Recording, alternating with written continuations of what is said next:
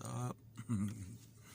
This is day 4, or night 4, August the...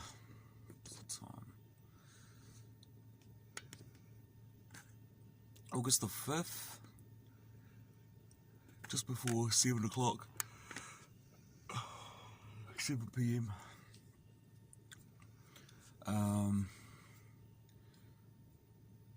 I'll just start off with what I got up to today. So I had a pretty good night last night as well. No interruptions from anyone. It was a Sunday night last night, so I'm guessing everyone was tucked up nicely in bed and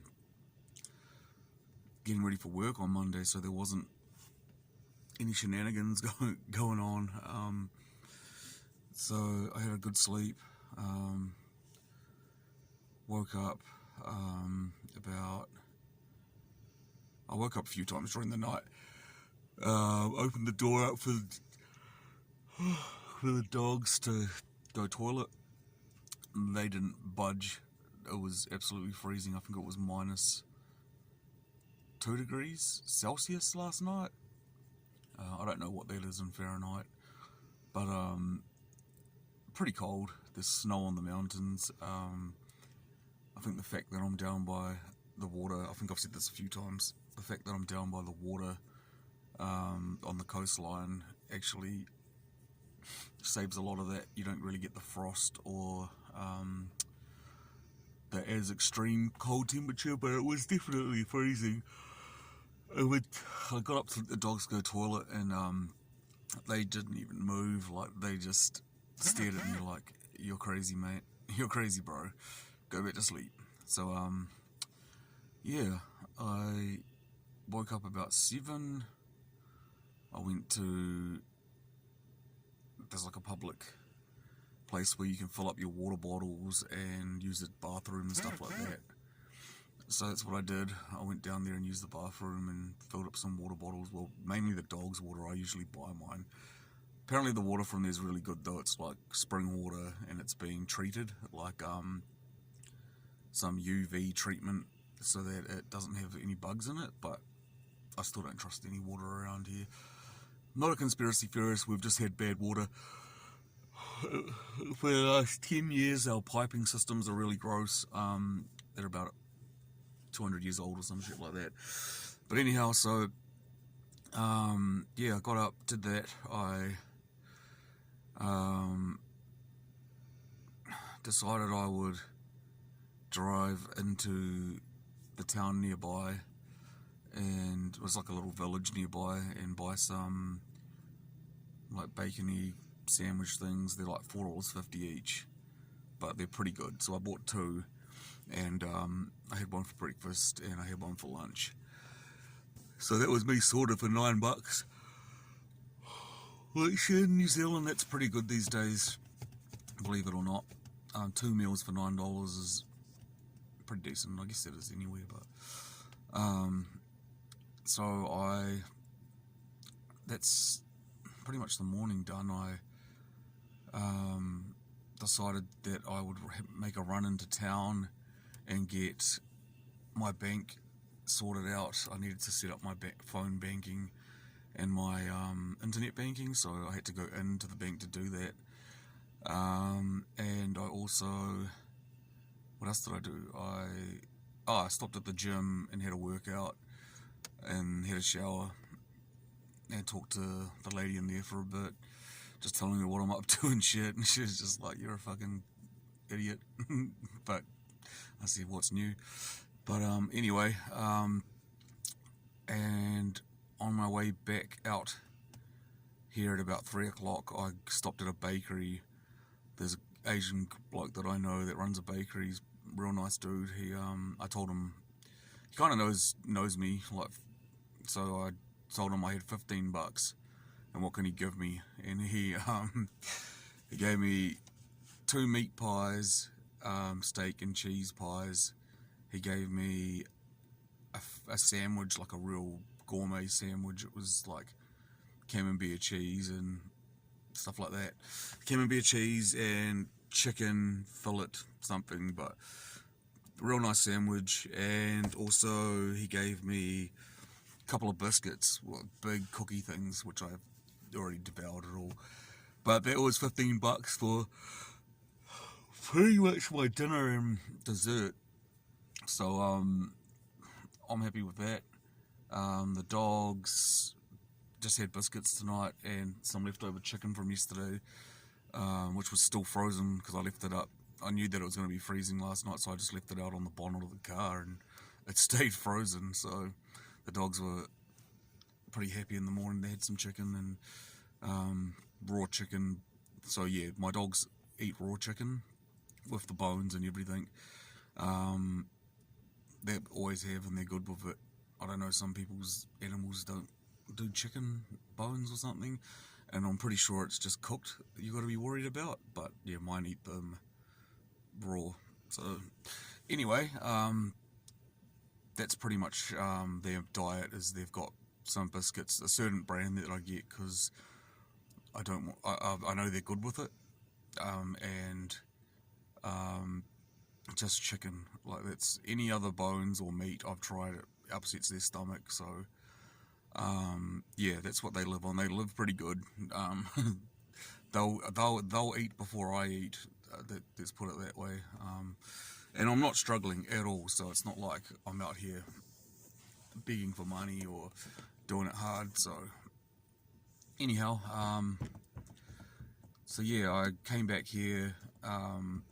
I've moved spots, so I'm in a place called Carlife at the moment.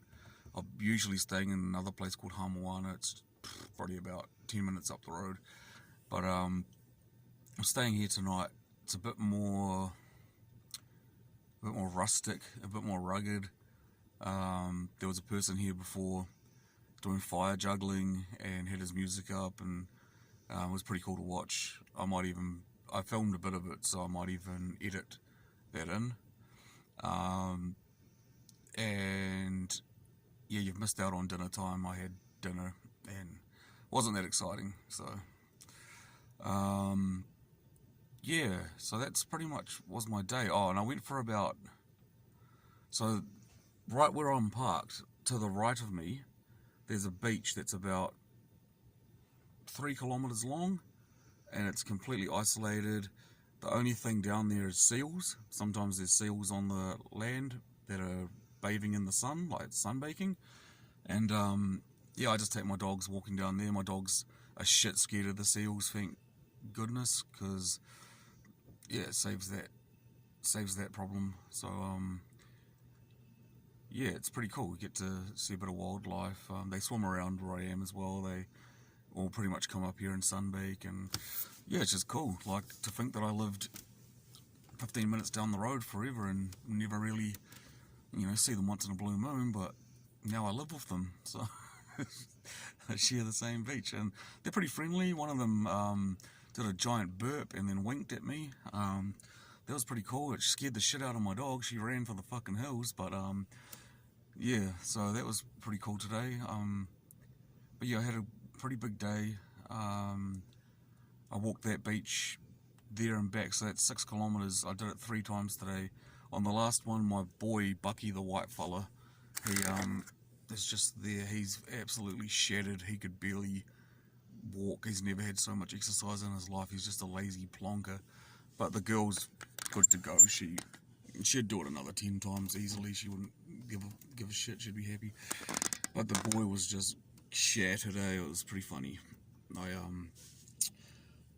almost carried him back the last 500 meters, but I just told him, nah, you can do it, boy, I believe in you.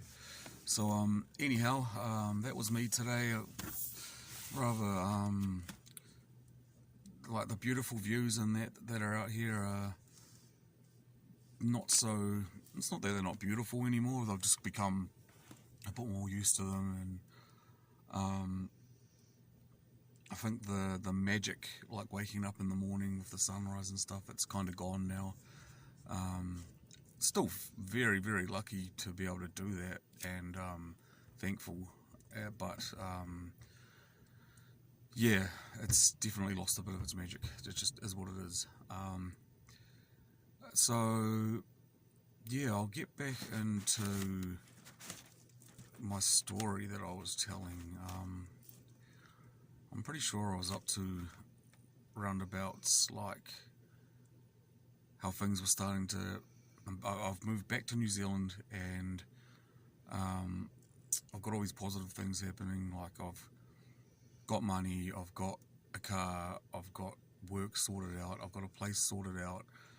I'm with family and all that, and everything's good. But things were just. I was slowly dipping my fingers back in the old lifestyle because, quick, easy money, relatively new to the area, and was seeing the gaps in the market. Like instantly I'd noticed that no one sells cannabis. Here is the big thing is meth. So meth is like the drug of choice around here. It's easier to buy a bag of meth than it used to be anyway. When I got back, it was getting some weed was nearly impossible, but getting a bag of meth was just you ask your next door neighbour. Like it's that fucking it's that popular. Let's put it that way. And it was that cheap. I couldn't actually believe it was quite similar prices to Australia, which blew my mind. But anyhow, so I got back, and yeah, just like I said, I noticed that there was a gap in the market, and I still had contacts in Aussie, like of a certain how do you put it? A certain race? Yeah, certain race. And they operate globally. So I reached out to some boys in Aussie, and they put me on to a guy in our main city of Auckland. That's the big smoke.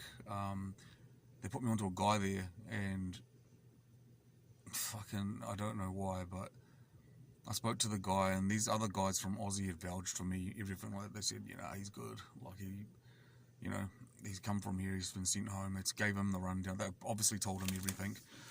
Checked my background, checked my credibility and shit, and I got the pass. So the next minute I'm flying to Auckland, and I thought, fuck it, like I'm gonna go to Auckland, I might as well buy a car, like while I'm there. Like I had a bit of extra cash, so I found like a Nissan Skyline, nothing that great. It was like a 2007, like had like leather interior and stuff, but I liked it. Like it was a sports edition, so it was like fucking really quick and just real cool, comfortable car. Yeah, so I ended up picking that up. I flew down. That was my excuse to go there. That I was telling everyone, I'm going to go down and get this car. Didn't tell anyone why I was really going there, but I met up with a little man up there, and he was a cute little guy, but he no nonsense kind of a dude though. Like he just barely spoke. Asked me a few questions, like along the lines of, do you know anyone that works on the fishing boats in Hawke's Bay, where I'm from? Because if I do, we can bring a main line down the line from the boats and don't have to drive it, which is a lot safer.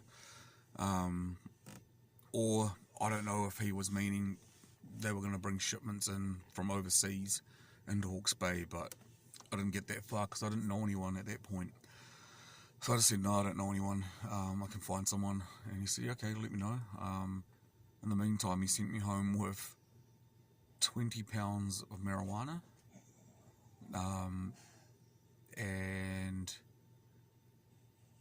I think that was it. Yeah, the first time was just weed. So it was just 20 pounds of weed. And like for the price at that time, like I was getting them for $2,000 a pound.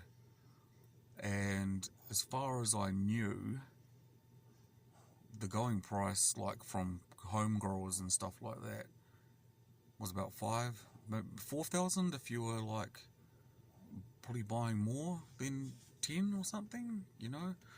But it'll be premium stuff, and the stuff that I was getting was just the shitty run-of-the-mill PGR fucking crap, you know. Like, it did the job and it looked the part. And to be honest, New Zealanders had no idea what PGR weed was and what it looked like, and they just had no idea. So I told the guy, like, look, I've got no clientele. Like, when I get there, I know everyone. Like, I know pretty much every gangster in every suburb or every little block, you might put it that way, and I can go see them and make them an offer, try and integrate them into what I'm doing, and then get the movement, at the same time build me a clientele with smaller things so I can make more money but still be able to move the volume with the gang members and all that shit. So that was my plan, and so I drove back in my new car, I got back to Napier and where I live, and started it all up again. The first month was pathetic. Like, I literally had to ring or get in contact with the guy and tell him, look, I've still got pretty much, I probably had about £15 left after a month, so I've gone through £5. But the good thing was, with the £5 that I had, I'd sold it in smaller bundles, so like ounces and half ounces and quarter ounces, because that's all people can afford. And we've got things like $20 grams here, and so I'd actually made quite a lot of money just from selling the 5. So I'd actually made more than half the money I owed him, and I just said, look, I've still got 15. I showed him I've got 15. I've got half your money now, and he was good. He said, cool. He's like, you're doing really well. Like, you know, like, just keep doing what you're doing. You'll get there. I think I went and pushed my own agenda onto the gang members and stuff. I've got a good ass mate.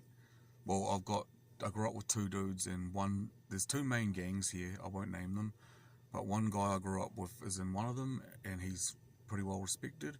And then another guy I grew up with just happens to be on the other side, and he's very well respected. And I used that to my advantage. I went and saw them and told them, like, look, everyone's selling meth. There's a market there for the weed. I told them my price, which was $2,000. I said, you can help yourself to as much as you want. On tick, I don't give a fuck. I know they're good for it. Well, when it comes to that shit, like, they're good for it. Help yourself, smash through it. That's us, we're on. And because it was on tick to them for free, of course they're going to say yes. They'll take your drugs all day, and they don't care. Like, if they don't sell them, they'll just tell you I didn't sell them. Like, maybe give them back or maybe not. It's my own gamble, so that I gambled. But yeah, sure enough, they got their houses set up and running, and man, they were pushing through so much weed. It was fucking amazing. And people were just like, oh my god, there's actually weed in town. Like, so it was good. And then I had my little side hustle, like pushing the smaller stuff as well, and so I was making pretty good money and moving the product. And then the next load I got, I pretty much just said, look, I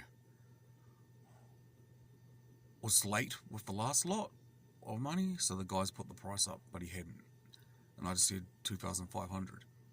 Keep in mind that they're making about 10 grand off each one. No, sorry, they're making $10,000 on each one by selling it in smaller stuff like I do. But they're doing probably £1 every 1 or 2 days. So, like, they're making good money. So, no stress to them. Put extra $500 on, so I'm making $500 every time they do one. You know, you add that up, if they're doing 3 or 4 of those a week, that's $2,000 for me, and that's through 2 people, so that's $4,000 a week. I really didn't need to be running the other side hustle that I had, but I still did. And that's just how it went for a long time. And then I think people started to catch on with the PGR stuff, so by this time I'd made enough money. By this time I'd made a lot of money. I had got a new girlfriend, got a nice place, a rental, but she got a nice place because obviously I can't do fuck all because I don't have any. So she had a job, she had everything, and so she got a place, and I paid the rent. I think she done the power and shit, and yeah, it was a fair split. So life's good. I don't have to be the tough guy. I've got ample protection around me. I'm going to one gym in one suburb with my mate who's on one side, and I'm over there, and then I'm going to the same gym but in another suburb with the other side. And obviously the gym, like, it's a lot of police officers go to the gym. Like, they're very fit people. So I'm getting seen in the gym with my mate, well, both my mates, and they're going, what the fuck's going on? Who is this guy? Like, how is he able to kick it on that side with them and then come over here with this guy? Like, because the guys I was with are pretty notorious gangsters, like, done very big legs in jail, and very, very violent dudes, like, not people to be fucked with. And I'm just there kicking around, fucking being a jolly goose, like I always am, and getting a pass. And I think that was probably one of the first things I done that was stupid. But when I'm in that kind of a thing, I get very arrogant and think it's, you know, like, just think, fuck yeah, what are you gonna do? You know, like, you can't catch me. I'm the gingerbread man. But like, simple fact of the matter is it's not even me they're after. They're after the gangs and the methamphetamine, and so the cannabis was just, it's nothing to the police here. They don't care. So yeah, as far as I was concerned, I was king of the castle. Everything's great. I did end up fucking up one of the relationships with one of the guys. Very similar. No, I shouldn't say that. He's got a very different personality to mine. Much so, like, has to be in control. He's like a very controlling person, and didn't like. In the end, I don't think he liked. He was doing what I was telling him to, and I don't think he liked that. And then there was another. I got ripped off by someone as well, and it was in his turf. And when I asked him to do something about it, he didn't. And I fucking flipped my lid. Like, I was like, you fucking pussy, fucking fuck you, you know, like. And that didn't look good because I'd done it in front of his mates. And, I just started to be that guy again, a bit of an arrogant fucking prick. And at this time I started using steroids too. So, I was hyped up on steroids, and I don't even think I got muscly. I reckon I got fatter. I was fucking gigantic. It might have looked like muscle, but as soon as I got off the fucking gear, the muscle disappeared. So anyway, keep in mind, I'm just trying to do as much as I can to be the biggest, baddest motherfucker in town, or at least be able to hold my own against the people that I'm surrounding myself with, because if you can't, you're done for. And to be able to hold my own against them, I had to, like, these people are just naturally strong people, like, they're just born like that. And I mean, I'm okay, but fucking not like that. So I'm doing all that shit, going to gym like twice a day and shit, and fucking eating like a monster and taking all these supplements and all this shit. And and I think the testosterone really ruined my relationship. It made me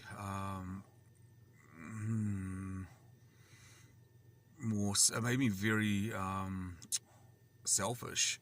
Like, just didn't, and the money too. Like, it just makes you arrogant and selfish. And from where I was when she first met me, I was probably very loving and very needy because I didn't have much, and like, just a completely different person. So I just changed, and stink one because she was a good girl, and she had 2 kids, and they're fucking awesome as well. And yeah, just sad. But anyhow, so that went on for a long time. I ended up getting a second place. So I had my girlfriend's place, and I had a second place, and that's when things just went full steam ahead. Like, I set up a grow operation. I only intended on doing something small, but by the time I finished in the grow shop, I had like 4 2x2 tents, so 2 meters by 2 meter tents. I had 4 of them, and I had 2 1.2 meter by meters, I think, or it might have been 2 meter by 1.2. So, and it was all self feeders and stuff like that. Like, I just had to make a mix up, put it in the barrel, and the hoses and pumps would feed on a timer. The lights were all on timer. So this fucking thing was just a work of art, really. I had another nerd, this autistic kid that I know. Get yourself an autistic kid, they know shit. I had him, and he helped me set it up, and it was like amazing, like the results we had. So I had a vegging room, I had a clones room, and I had a clones room and a mid vegging room, and then I would transplant them into the main grow rooms for veg and then flowering. So the 2x2 tents were all just veg and flowering, to switch the light cycles, and then the 2 other tents were cloning and vegging, just depending on what stage the clones were at. But so I was doing anywhere from, I had about 9, I think I was doing 16 plants in each room. So, and each plant was getting like, I think it was 8 ounces to 10 ounces. And I had them, so each room was like a month offset. So every month there was a harvest. So yeah, it took about 3 months to get your first harvest, and then after that it was every month. Every 4 weeks there was a harvest, and that's when shit hit next level. I didn't have to go up to see to see the guy anymore. I might have to cut that out. To see the man anymore, and I had this product that was so much better than what everyone else was pumping out. So once again, I'm ahead of the pack, and yeah, I went all out. I bought a Harley, I bought a BMW, I bought anything I wanted. I was online, gambling online.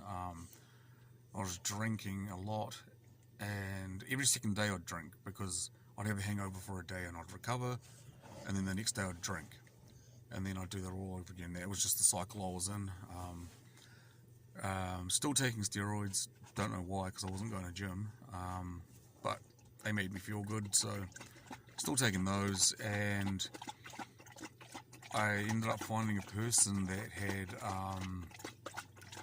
morphine capsules, but they were like sheets, so you get 10 in a sheet, and I was getting about 10 sheets a week, something like that, and it was for maybe like half an ounce of weed, I'd get 10 sheets of morphine tablets. So that's 100 pills.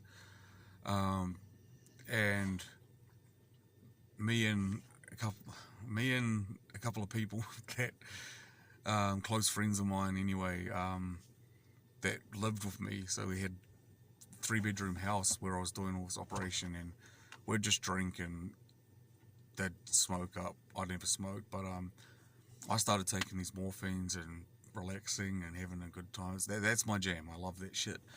When it comes to drugs, I'm like a opioid fiend. Like, haven't tried the fentanyl. I don't think I ever would. It doesn't really look enjoyable to me. But oxycodons, like, they were and are like the best thing in the world to me. After that will probably be tramadols. After that will probably be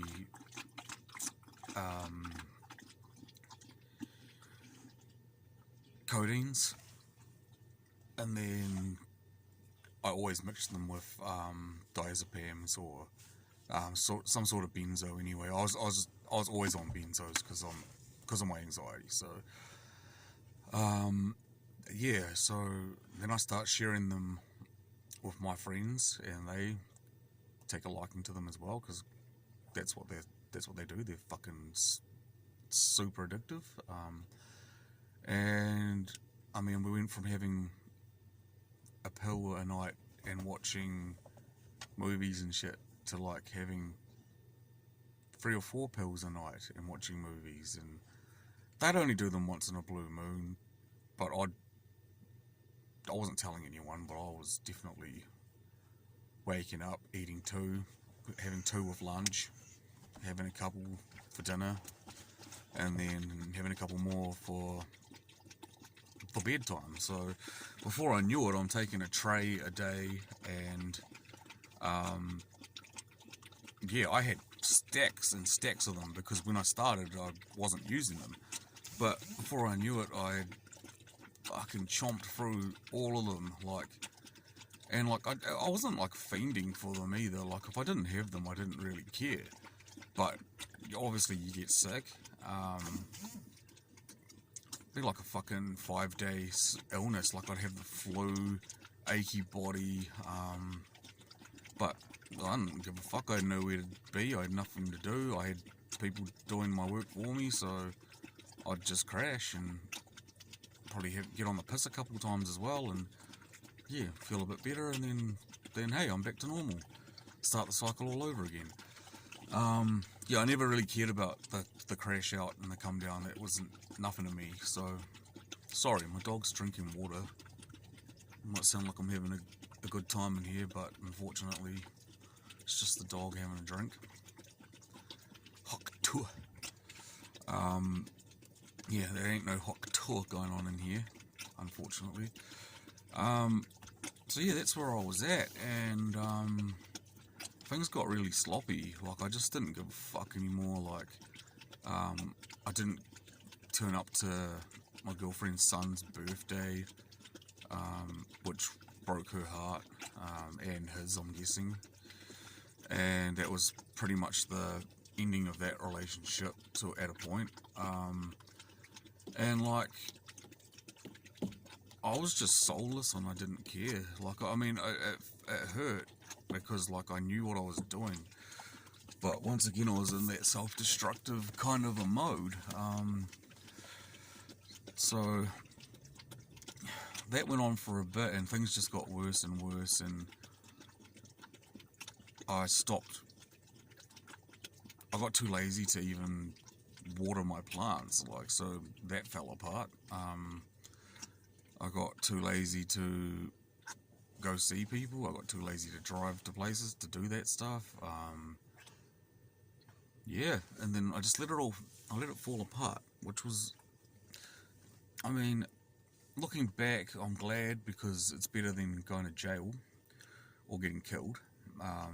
Because yeah, I was doing some silly shit, and that came to an end, and I fell in, and I had nowhere to go. Like, after, I didn't have a girlfriend anymore, so that home was gone. The house that I was in doing all that stuff, the owner ended up selling it, so that house was done. And then I just found myself pretty much broke, like completely broke with nowhere to go. And I ran into an old school friend, and he said, "Oh, man, you're a good dude. Like, I'll give you a hand. Like, my old man passed away, and I'm living on the farm. And if you want to, you can come move out there. There's spare rooms. Like, just pay rent, and all good." And I was like, "Yeah, fucking sweet. This is me. Like, I'll go disappear for a bit. I'll get my shit together, and yeah, that's what I did." So I left town. I went out there. Kind of depressing, kind of in a bad way. Like, I don't know. I can't explain how I felt, but yeah, I ended up staying out there for 2 years. And so this is starting to get into where, now we're starting to get into where because I'm going to wrap it up there for tonight, and now we're starting to get into where I moved into town, and I started work and changed my life around. And Jesus Christ, boy, that is bad. Sorry, I'm just opening the window. Yeah, you're happy, aren't you? So proud. Yeah, it's delicious. Thank you. Yeah, I know. It was good, eh? So yeah, that's where we're getting into, like, where I've kind of changed my life around, and done a lot of soul searching out on that farm. Spent a lot of time alone, isolated. There was a giant cyclone that hit our city, and I lived out there and had no power. Like, our whole town had no power for, well, maybe a week, and then they had to fix from the inside out. So by the time my place got power, it had been about a month, over a month, and that was interesting. Like, living with no power. I was using a car as a generator, so I had an AC converter box and plugged that in, and I was using that to charge my phone. Luckily there was signal, so I could watch YouTube and stuff, and then I could drive to town, get some petrol, or fill my car up. That's what I'd do, and then, like, yeah, I knew when there was just enough left to get back to town so I could fill it up again. Anyway, so yeah, that was quite cool. And the guy that I shared with, he wasn't really there much. He had another home to go to with his partner, and it was pretty much his deceased father's estate that I was living on. And yeah, beautiful home, like, fucking so cool, so lucky to be out there. Yeah, my dogs had puppies there, and that was a fucking nightmare. I thought that was going to be cool. I was going to make some money. Fuck, I'll never do that again. Knee deep in puppy shit, and fuck that shit. No way. Never again. Yeah, special type of person is acquired for that job. So anyway, I'm going to leave it at that. That's another 40-minute frickin' video of me rambling on about shit. But we're getting to a point now where you might kind of get what my life's been and what I'm about, and it's only a small fraction. And like, I've always been involved in some sort of crime or some sort of easy money getting scheme. Like, it's just, I think I'm good at doing nothing. Let's just put, that's what it is. I'm good at being useless. I'm really good at it. So yeah, that's where I'll leave that tonight. Like, if you can, I'd appreciate it if you liked, shared, and subscribed. I don't know why you would. I'm going to say that every video. I don't know why you would, but I probably wouldn't if I was watching me like ramble on about shit. But yeah, if you could, that would be awesome, and just share my story. It's gonna get positive, believe me. Like, I'm not proud of my past, but and I don't think it's cool either. But I do have some awesome times from living like that, and I've got some fucking terrible ones too. But all in all, at this stage of my life now, I'm not proud of that. Especially cannabis, I don't really care so much if it's a clean product. Each to their own. If you want to smoke, smoke.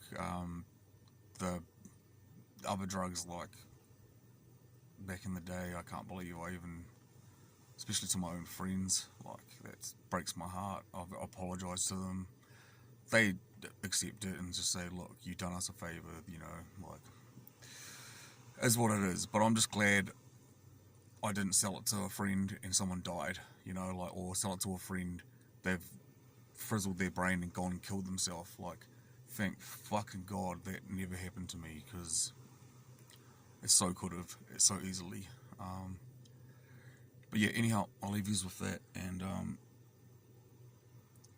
I sound like an absolute schizophrenic paranoid, but there's literally a drone flying above me, and it has been for like the last 3 nights, so I don't know if there's something in particular out here they're looking for, but they found me.